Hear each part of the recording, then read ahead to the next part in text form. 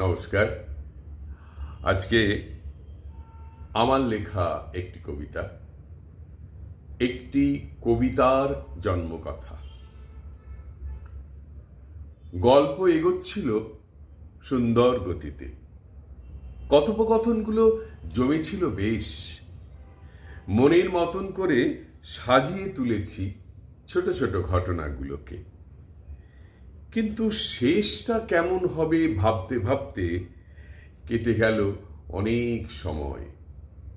অনেকটা জীবনের মতো, নানাভাবে গড়ে তুলতে তুলতে, নতুন নতুন করে সাজাতে সাজাতে শেষটুকু নিয়ে দ্বিধায় থেকে যাই। তবুও জীবনকে ছেড়ে দিই জীবনের হাতে। গল্পকে ছাড়ি কেমন করে? সে তো আমারই শব্দ দিয়ে সাজানো নীরব শিশু। তার অনাদর সইতে পারা সহজ নয়। যাই ঘটুক, মাঝ নদীতে রাখা যাবে না কখনো। আর তাই ঢেউগুলো সরাতে সরাতে এগোতেই থাকি।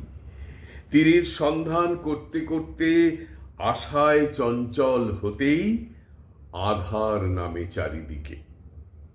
গল্পটা শেষ হয় না কোনোদিন, তবু লিখে রাখা কথাগুলো জড়িয়ে ধরে আমাকে।